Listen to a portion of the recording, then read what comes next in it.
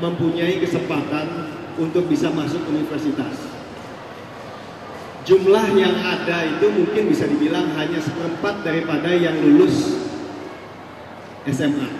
Jadi Anda nih orang-orang yang beruntung. Ditambah lagi, kalaupun sudah lulus universitas, untuk umur 15 sampai 24 tahun tantangannya masih banyak. Karena masih banyak juga pengangguran di sana sini. Jadi, Anda semua ini bukan hanya bersyukur, tapi harus mencoba sekuat tenaga untuk bisa berhasil dan juga berbagi bagi orang-orang yang kurang beruntung. Nah, disinilah saya akan mulai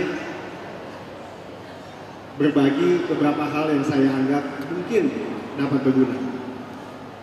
Pertama-tama, kalau kita bicara IPB, ini adalah suatu institusi yang semua lulusan di sini juga ada. Kita bicara dari politisi, ekonom, menteri, bahkan juga presiden pun lulusan IPB.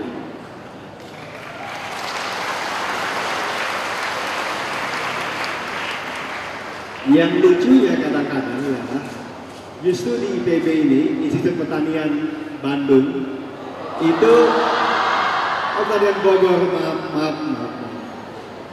Institut Pertanian Bogor itu justru yang fokus di pertanian mungkin tidak sebanyak yang dibayangkan. Bahkan juga saya lihat karena saya fokus di media, banyak teman-teman yang justru fokus di media lulusan IPB, nggak ada salahnya, saya rasa bagus-bagus saja. Salah satu contoh yang saya kenal langsung tentunya yang ada di sini, Mbak Uni Lubis di sini. Dia adalah pemret dari ATV, juga berdiri ini lulusan IPB.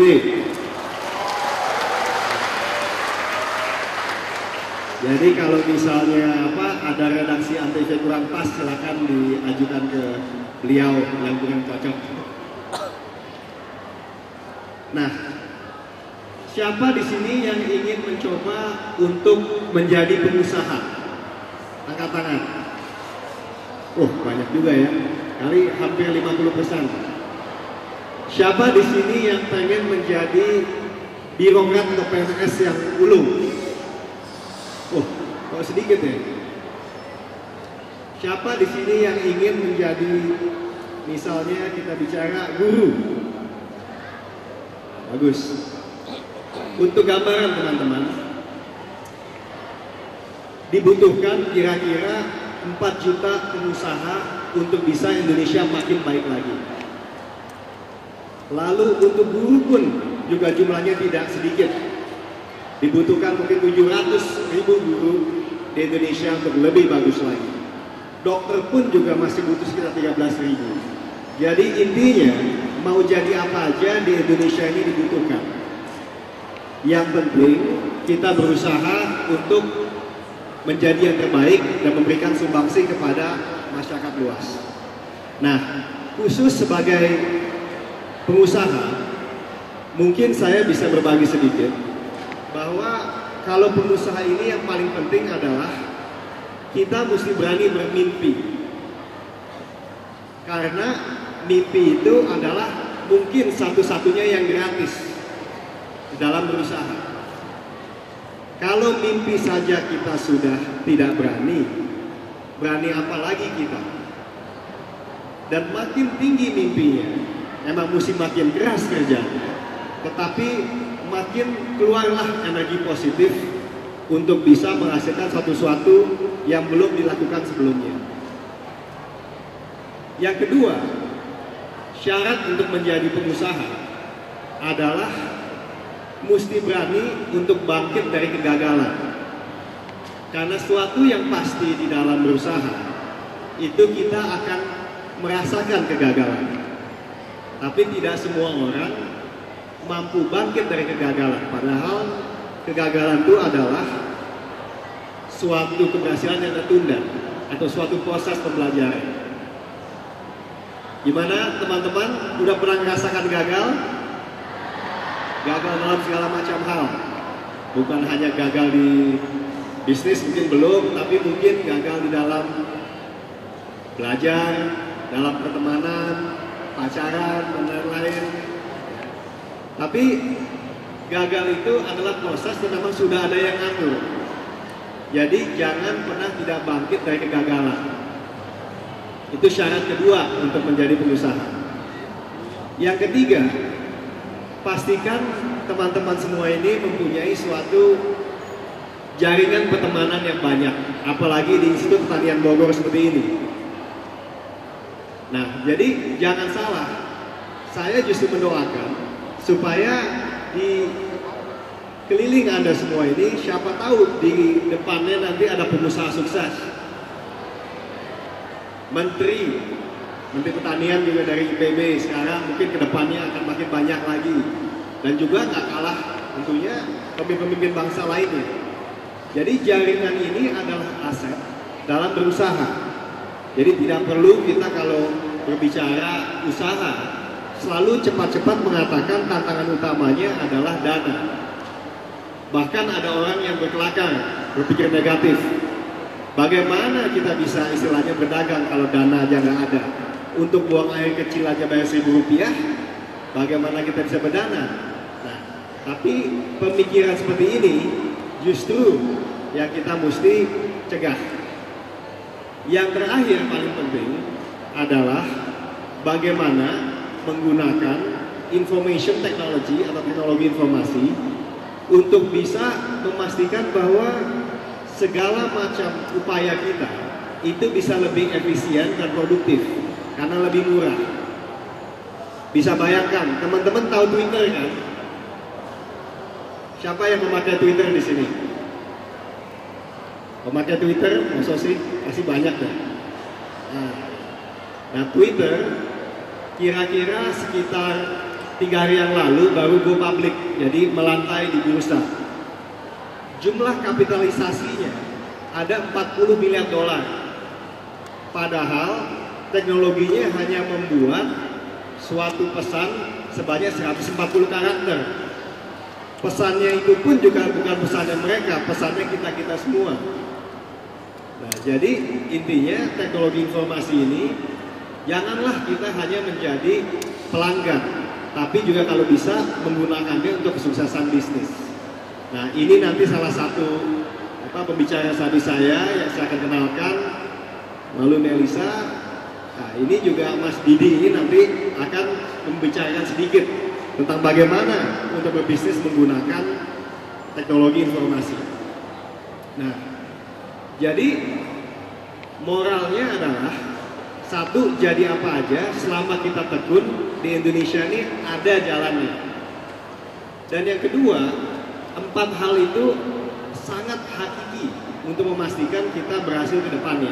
Jadi satu, tadi kita harus selalu berpikir positif atau bisa dibilang berani bermimpi. Yang kedua, kita mesti berani bangkit dari kegagalan. Yang ketiga, kita harus mencoba memperkuat jaringan. Dan yang keempat, gunakanlah teknologi informasi untuk memastikan bisnis Anda itu jalan lancar. Nah, sekarang kita mesti melihat banyak contoh sukses di sekitar kita. Nanti saya yakin Mas Rangga, CEO Pecel Lele ini juga bisa berbagi. Tetapi kalau kita lihat ya, mungkin ini ada suatu cerita. Teman-teman tahu yang namanya Bapak Abdul Latif? Nah, mungkin udah gak kenal, tapi ini pengusaha senior, mantan menteri. Bahkan salah satu TV-nya itu LaTV kami kelola menjadi yang sekarang TV One. Nah, dulu ceritanya begini Pak Abdul Latif. Dulu itu waktu baru mulai tahun 80-an, beliau itu suka dagang macam-macam termasuk telur. Dia beli di daerah telur, dibawa ke Jakarta, tiba-tiba ada kemacetan. Di kemacetan itu walhasil telurnya busuk semua. Kalau pengusaha berpikir, waduh, kalau misalnya kita tiba-tiba langsung buang ini telur, pastikan rugi. Jadi apa yang dia lakukan? Kebetulan pada saat itu lagi zaman-zamannya ospek. Teman-teman di sini ospeknya udah lebih teratur ya. Dulu itu ospeknya sedikit ya lebih kreatif. Nah, jadi Pak Latif ini dia mendekati sekolah-sekolah di Jakarta dan mengatakan kepada ketua panitia ospek, sekarang ini paling seru kalau ospek mereka disuruh ngumpulin lalu makan telur busuk atau telur yang sudah tadilah kita bilang basi lah. Nah, walhasil dia kerjasama dengan berbagai macam panitia ospek di berbagai macam sekolah dan dijual lah akhirnya kepada murid-murid tersebut. Harganya bukan harga murah, malah lebih mahal dari harga biasa. Untungnya bagi-bagi dengan panitia. Nah, itu adalah cara salah satu pemikiran bahwa kalau jadi pengusaha atau menjadi apapun, kita mesti berpikir kreatif. Nah, pengusaha yang mulai dari awal sangat banyak. Kita udah lihatlah pengusaha-pengusaha kita sendiri, dari yang namanya Pak Khairul Tanjung, Pak Sandiaga Uno. Pak Khairul Tanjung kenal kan? Ada Trans TV, Carrefour, lalu ada Pak Sandiaga Uno dengan suatu perusahaan investasi Saratoga yang juga fokus di mana-mana, dan juga sahabat saya Pak Erick Thohir yang sekarang lagi dalam membeli Inter Milan.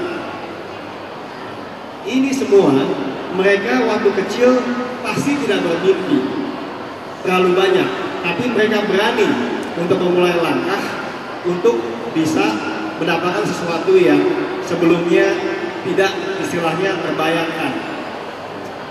Nah, hal-hal seperti inilah yang saya pengen ajak nanti dalam diskusi, bagaimana teman-teman sekalian di sini jangan takutlah melangkah ke depan, mencoba sesuatu yang baru.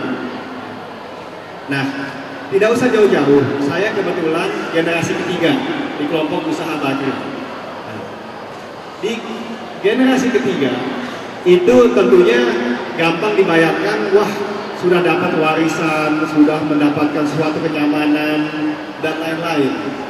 Tetapi justru waktu saya mulai berdagang, yaitu umur kira-kira 25 tahunan, jadi sekitar beberapa tahun yang lalu, itu saya diberikan perusahaan-perusahaan yang semuanya bangkrut karena hasil dari kebangkrutan di tahun 97. Dulu ada krisis cukup berat. Nah, dari ini semua jadilah sekarang yang kita kenal Antv yang sehat. Teman-teman kenal kan Antv? Dan juga bahkan untuk telepon tadinya namanya Ratelindo, perusahaan bangkrut, alhamdulillah sekarang sudah bisa menjadi suatu produk yang namanya Asia. Bahkan ini yang membuat istri saya menanyakan, kenapa sih Anda sebenarnya perusahaan bangkrut sampai kita membeli perusahaan TV dulu juga dalam keadaan bangkrut, lalu menjadi TV One. Nah, karena saya melihat bahwa perusahaan yang bangkrut itu tidak bisa bangkrut lagi. Jadi artinya kalau kita benahi pelan-pelan, harusnya akan lebih baik daripada hari sebelumnya. Walhasil, alhamdulillah kita sudah mendapatkan ya paling tidak bisa terus menghibur penonton, bahkan juga memberikan informasi-informasi yang berharga. Nah, itu saja mungkin saya akan mulai paparan saya supaya juga nanti bisa lebih banyak ditanya jawab. Jadi teman-teman, Anda beruntung ada hidup di zaman tahun 2013 dan kedepannya, di mana Indonesia ini lagi bagus-bagusnya. Tantangan memang banyak, tapi peluang lebih banyak lagi. Nah, jadi apa saja dari pengusaha, insinyur, PNS atau dokter, walaupun di sini bukan fokus di dokter, guru, itu akan ada gunanya buat Indonesia. Dan ada sedikit hint atau sedikit ya rahasia fokusnya di mana ke depannya untuk bisnis. Sehabis kita fokus di sandang, pangan, dan papan, bisnis yang menarik ke depannya adalah bisnis yang fokus di bidang hiburan, kesehatan, dan edukasi. Nah, tentunya kalau kita bicara hiburan, edukasi, dan juga istilahnya kesehatan, jangan cepat-cepat kita merasa, wah ini mesti bikin rumah sakit yang besar. Tidak perlu. Bahkan bisa dibayangkan kalau kita cepat-cepat berpikir harus bikin universitas, kalau misalnya ingin fokus di pendidikan, tentunya upaya bimbingan belajar atau bimbel itu tidak akan ada. Dan itu pun bisa menjadi suatu ladang bisnis yang besar. Apalagi kalau kita perkuat dengan internet. Oke teman-teman, mungkin itu dulu untuk suatu penggelitik diskusi. Selebihnya saya akan kenalkan Melisa dari ATV untuk memandu, memperkenalkan ada 2 pengusaha muda yang kebetulan lulusan daripada universitas kami di Jakarta, tapi harusnya ini bisa memberikan suatu inspirasi lah untuk supaya bisa maju, siapa tahu mau menjadi pengusaha juga. Wassalamualaikum warahmatullahi wabarakatuh.